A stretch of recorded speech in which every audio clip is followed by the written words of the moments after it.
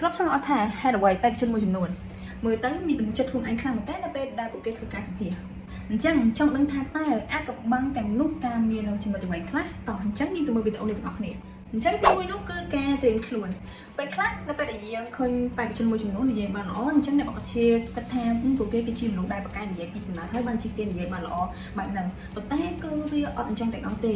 ការនិយាយបានល្អការមានទំនុកចិត្តលើខ្លួនឯងគឺដោយសារការខិតខំប្រឹងប្រែងវឹកហាត់ឆ្លើយទៅនឹងសំណួរដែលអាចនឹងមាននៅក្នុងការសម្ភាសដូចជាសំណួរចូលរៀបរាប់អំពីខ្លួនអ្នកឬមួយក៏ហេតុអ្វីបានយើងត្រូវជ្រើសរើសយកអ្នកមកក្រុមហ៊ុនរបស់ពួកយើងអញ្ចឹងមុននឹងថ្ងៃទៅសម្ភាសគឺយើងត្រូវហាត់សមឆ្លើយទៅនឹងសំណួរទាំងនោះឲ្យបានច្រើនដងអញ្ចឹងនៅពេលដែលយើងទៅសម្ភាសយើងនឹងមើលទៅមានទំនុកចិត្តខ្លាំងព្រោះថាយើងឆ្លើយបានល្អ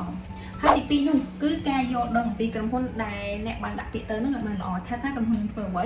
មានផលិតផលអ្វីខ្លះហើយមានសេវាកម្មអ្វីខ្លះមួយទៀតថាតែការងារដែលអ្នកបានដាក់ពាក្យទៅនឹងគឺត្រូវទទួលខុសត្រូវទៅលើមុខងារអ្វីខ្លះអញ្ចឹងនៅពេលដែលអ្នកបានធ្វើការស្រាវជ្រាវទៅលើក្រុមហ៊ុននោះហើយនៅពេលដែល HR សួរអ្នកនឹងឆ្លើយបានយ៉ាងរលូននិងដោយទំនុកចិត្តផងដែរនឹងឆ្លើយបានល្អខ្លាំងមែនទែនអញ្ចឹង HR ក៏គាត់មើលទៅតាមនឹងដែរថាតើអ្នកយល់ដឹងច្បាស់អំពីក្រុមហ៊ុនរបស់ពួកគាត់នឹងគឺដល់ប្រមាណដែរ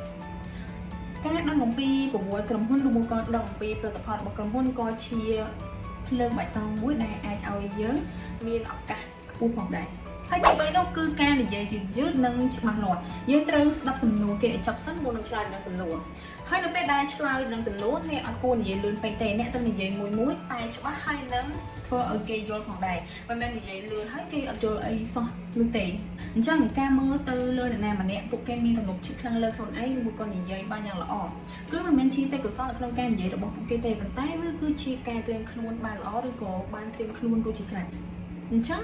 ការត្រៀមខ្លួនកាន់តែល្អអ្នកនឹងមើលទៅមានទំនុកចិត្តកាន់តែខ្លាំងជាងមុនអញ្ចឹង follow page របស់ពួកយើងដើម្បីទទួលបាន tip ថ្មីៗនិងឱកាសការងារច្រើនផងដែរ